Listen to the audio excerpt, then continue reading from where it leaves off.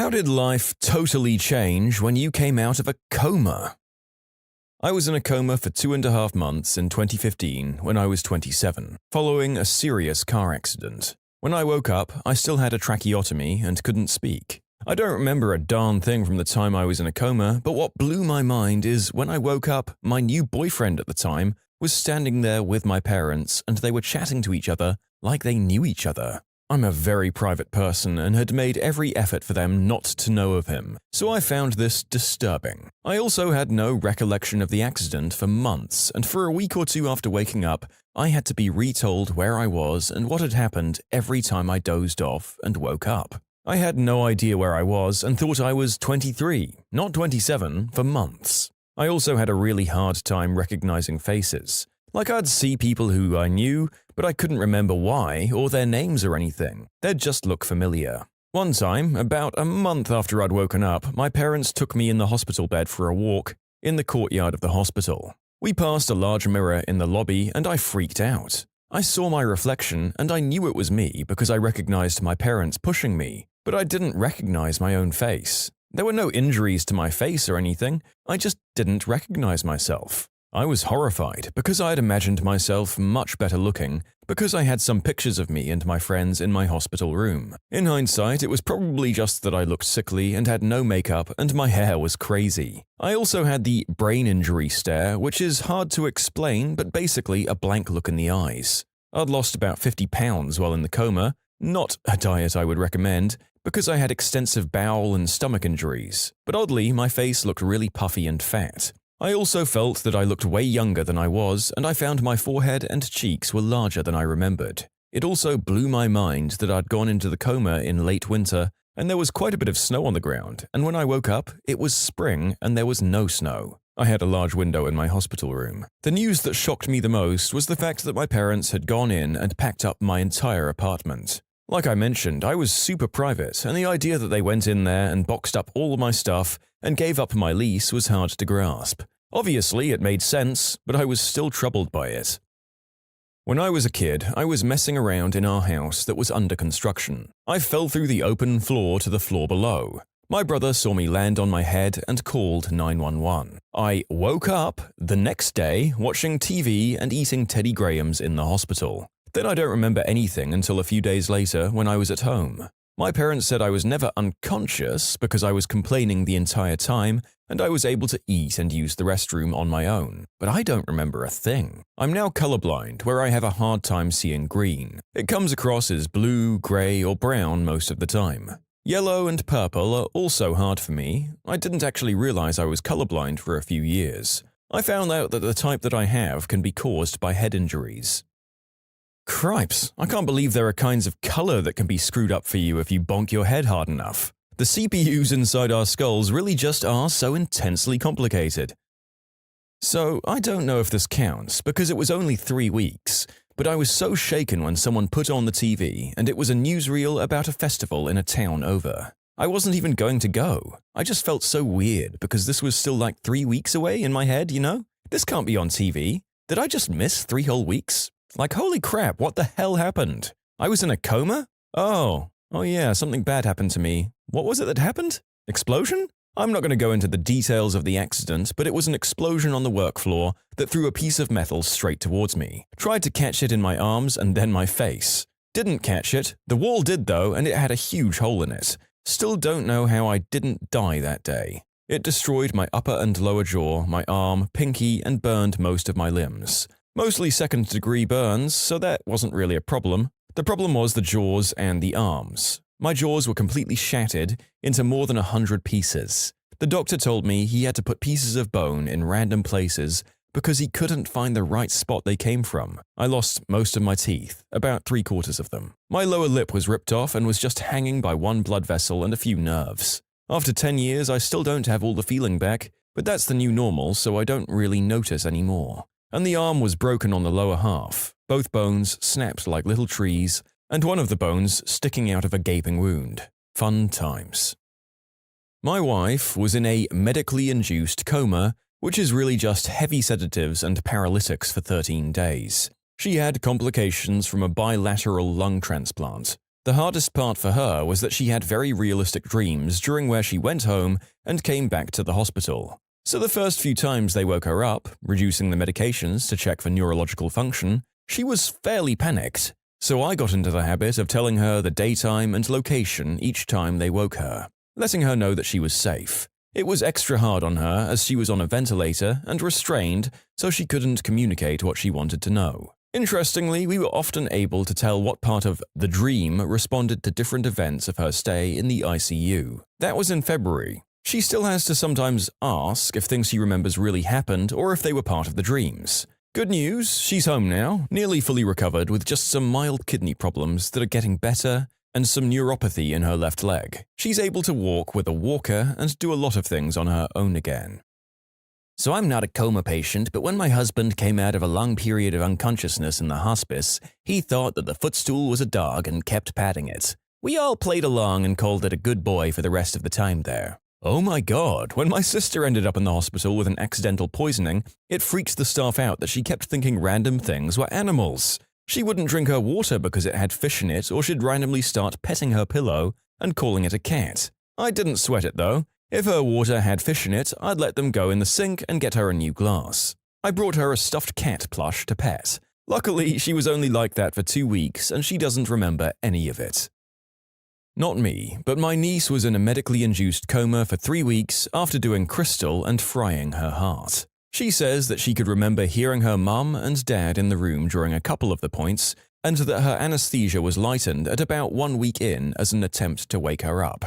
She was aware of it but didn't become conscious. She said that it was like being underwater, so you can sort of hear what people are saying, but not fully understand. She was extremely surprised and confused when she finally came to, and couldn't believe that she was out for so long. The last thing she remembers was snorting what she thought was white snow and then her boyfriend calling 911. She's insanely lucky to be alive, but will live with the consequences of this for the rest of her life. She has permanent damage to her heart and will likely die if she does anything like that again. Does 3 weeks count as a long time? I was in a motorcycle accident and was out for 3 weeks. Woke up as the person I am today, not really as the person I was before, although I do have a few of his memories. I found out that my hippocampus was damaged, so that accounted for the memory loss. I woke up remembering a lot of school stuff and things I'd read before, but had a very hard time remembering or knowing people. Didn't totally recognize my dad, had no idea who my mum was. I was apparently dating a really pretty girl, but I have no idea who she was and no memory of her. We tried to make it work, but it was too weird and the old me was too different from the new me, and I felt no connection to her. I did become really good at philosophy and logic after I woke up and ended up going to college to study it. I've got a year left before I can lecture in it as well, so I guess that's a plus. It's still weird sometimes that people approach me and greet me. They know so much about me, but I have no idea who they are. I usually have to explain to them what happened, and things get a little weird sometimes, but I usually end up making or remaking a friend. I'll say that we've got a few comas that are in the ballpark of 3 weeks. Perhaps that's our standard factory reset setting, or the longest time that a hospital will put you on a induced coma. On a more serious note, we think of ourselves as so permanent and our souls as such a set thing, but my gosh, it feels like we can have major parts of ourselves rewritten by one bash to the head. Good for this guy and his newfound logical proficiencies. Good luck in your philosophy PhD, I guess. My grandpa's biggest shock waking from a coma was the news that he wasn't in Spain. He was hit by a car near his house in England, and a lot of the nurses in the ITU were Spanish, and he caught their accent and thought that sometimes they spoke to each other in Spanish. They weren't meant to, we don't care. He had excellent care anyway. And maybe when he started opening his eyes briefly, he saw their skin tone. He couldn't understand how he had got to Spain. When he was coming around, he was getting distressed. We kept telling him he was okay. He was in hospital and the tube was helping him breathe. We forgot to share the news of, "You have not left the country." He was also shocked to find his feet hadn't been amputated, his feet and ankles weren't injured, about the only bit of him which wasn't, but somehow, in the coma, he thought they were. When fully conscious, he was shocked at the football results.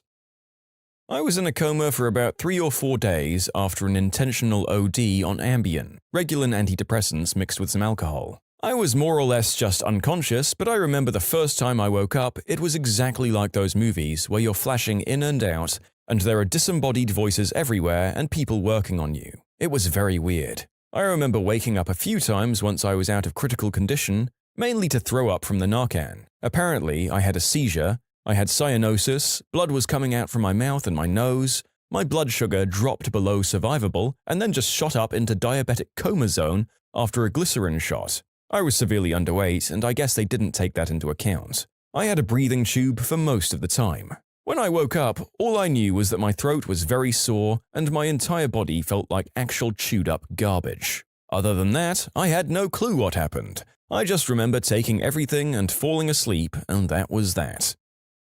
You can submit your own stories to be featured here on the channel. The story submission link is in the description below. And if you want to listen to some vibey music in the background, check out Easy Mode, also linked below, and subscribe.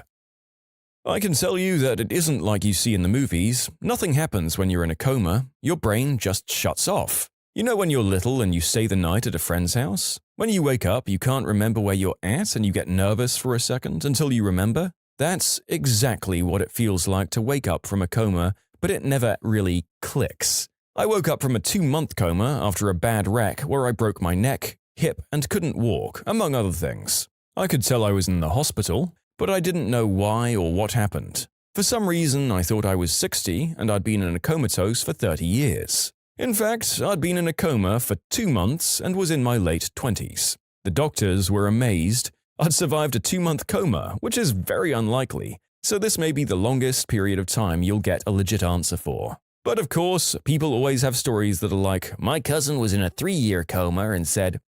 However, it's insanely rare that people will wake up after even months. 2 weeks because of swine flu. During this time, Oprah announced she was ending the Oprah Winfrey Show. I was very upset to learn this after the fact. Mostly because the TV running in my room, and the medication they had to give me to keep me under, gave the most cinematic dreams I've ever experienced. Somehow, the news of Oprah retiring filtered into my brain as dreaming about saving the whales with her in a submerged Chicago. We had a champagne brunch. It was excellent. I was also a superhero who could fly and fought my enemies on the rims of volcanoes. And then I woke up, and not only could I not fly, but my buddy Oprah had betrayed me into retirement. I was crushed. I don't know if 6 months counts as a long time in this context, but that's how long I was in a coma. The most shocking thing, naturally, was being told the date. The last date I remembered was sometime in September. I was being told it was March of the following year. I was in denial of this for several months to the point of refusing to believe it was my birthday in the spring, and insisting that it must be Halloween, the only feasible holiday I could think of for roughly around the time I'd been awake based on my last date that I knew. So my family had to tell me the cake they brought me was to celebrate Halloween instead of my birthday, otherwise I would freak out on them. Complicating this was the fact that I lost my sight in this ordeal, so it all seemed like some weird trippy dream for me that I couldn't wake up from. I couldn't tell you when it finally sank in that the date was really 6 months beyond what I'd remembered, but it was a trip all the same. Not a coma, but an anesthesia experience. I remember waking up totally rigid down there, and tried standing up and almost fell over. The girl tried to catch me and I said, "I got this," and then I stumbled into the hallway and passed out. I wasn't in a coma, but I had a serious concussion. I woke up with no memory of anything at all. When things finally started coming back to me, a dog ran up to me and I started petting it. I looked at my dad and asked when we got this dog, because I didn't even remember getting him. Long story short, it wasn't our dog. My dad tells this story to his friends and says, "That's when I knew you were messed up." Maybe it's a me thing, but I would be very disappointed if I'd assumed the ownership of a cute doggo, and my family then informed me that it was not in fact our Poochie. My grief might even overtake that which I felt for my lost memories. I have epilepsy, and I've been in a brief coma due to dropping and knocking. I don't recall how long it was, or anything about it really, just what I'm told. I woke up really confused, and for some reason, the first thing I did was try to leave so I could, and I quote, "go home and smoke a J." The nurses explained what happened while stifling laughter. I tried to walk out even though I had all sorts of crap hooked up to me though. Didn't even notice that stuff. I pulled all-nighters when I was 15 or so, and I decided to see how long I could go while on spring break. I stayed up around 5 days, but the 5th day I crashed and I don't even know when, and I slept on the couch and woke up feeling kinda groggy, mostly hungry and thirsty. I wasn't surprised though, as all-nighters can do that to you, just one will. And according to my family, I slept for about 32 hours and got up to pee twice, and I don't remember. After the 24-hour mark, my mum almost took me to the hospital, but she knew what I did, so she left me be. You end up so confused about the time and the day of the week as well. I didn't realize how hungry I was until I ate, and then it hurt like I was starving. I drank a lot of Gatorade to rehydrate after that. Since I'm getting a lot of questions asking about hallucinations or you guys sharing your own stories, and oh my god, are some of those weird. By the end of my all-nighter bender, I was having conversations that didn't actually happen and all sorts of crap just out of sight and auditory, which was hell considering I also have tinnitus and the constant ringing along with all of it isn't fun. Around the 4th day I was getting it, and from there it got worse. It probably didn't help that my diet during this was canned beans and iced tea. I don't even want to think about how that probably hurt my insides like my liver. All the things I thought I heard or saw helped me understand a little bit of what my uncle goes through with his severe schizophrenia, like voices, shadow people, and stuff like that. I woke up on a carriage with some other guys and one of them said to me, "Hey, you're finally awake." Honestly, I don't think you'll find many, if any, real replies from the ones who've been under longer than a few weeks for this. The truth is, people who've been in a coma for a long time wake up brain damaged. The trope of waking up after years of being in a coma and being okay is just not something that happens in real life. Someone who's been in a coma for years will wake up a vegetable. I was flying a plane and crashed in 1944. I woke up in 2011 and joined the Avengers and fought aliens. So what shocked me was the aliens. I understood that reference. I woke up after a 3-day coma to my dad sitting at the edge of my bed. The first thing he said was, "Oh, thank God you're awake. I didn't know when you were going to come around." I used to be a cop, but I was shot on duty. The surgeons saved my life, but I slipped into a coma. When I woke up a few months later, my wife had dumped me on minimum care and took off to hook up with my old partner and had taken my son with her. I had to travel cross-country to even find them. When I did, there was an altercation between me and my old partner that ended when my son shot him. Thanks, Carl. Wasn't for a long time. I was overdosed on anesthesia after an ingrown toenail operation. I slept for over 24 hours. Was just gone. But as I first passed out on the way home from the operation, my parents decided to just carry me to my room and let me sleep. Came up and checked on me as I seemed fine, they just let me be. I got put under for the operation before lunch the first day. Fell asleep in the car ride home. I was gone that full day till the next day late at night. So maybe 30 to 36 hours or so. But yeah, waking up, not remembering anything and thinking you've just been gone for like a few minutes. But it's dark when you wake up. And as you get downstairs, they tell you you've been out for pretty much 2 days. Like, you felt fine, but everything just felt wrong as well. Your body and mind are just confused. It was weird, not something that I hope to experience again. Yeah, granted, it was not a coma, only a trip to Albania. It was quite similar. I was there for 6 months in 2013, and when I returned, I was told that there'd been 3 Australian Prime Ministers while I was gone. Half my family and a few friends legitimately thought I'd passed away due to a poorly worded Facebook post. Day after the hospital discharged me, I found my Instagram and Facebook flooded with people mourning or apologizing. I was in a coma for 2 months the year the Patriots went undefeated but lost to the Giants in the Super Bowl, and that blew me away. It was also super emotional because watching football was something I did with my dad, and when we watched a game together, he broke down telling me how he thought we were never going to get to see another game together. In 2003, I was in a high-speed rollover and as a result spent a few days in a coma. When I woke, I was shocked to find myself in a hospital. I called my mum and asked her if she could bring me a cigarette. She told me that she couldn't, I'd totaled our van, and I asked if she could just walk over, we lived close to our local hospital, but she told me that I was in Denver, that they'd had to flight for life me there. It was very distressing to me, both my location and that I'd rolled our van. She told me that she'd be there as soon as my dad got back to the house. Even after talking to my folks and the doctors, it was very hard to process what had happened. To this day, I only have extremely faint memories of looking at the clocks on the dashboard and zero recollection of roughly a week's worth of time preceding it. Literally just a blank spot in my memory that's still very uncomfortable for me. Apparently, I'd actually woken up a day or two earlier than I can remember, had already seen my folks and answered questions from both the doctors and police officers. I can't remember any of that either. When you subscribe, make sure to hit the bell to turn on notifications. Put the playlist on in the background to finish listening to all the stories, or if you want some vibey music to put on in the background, check out Easy Mode. If you like Am I the Genius, give Am I the Jerk a shot. Everything linked in the description.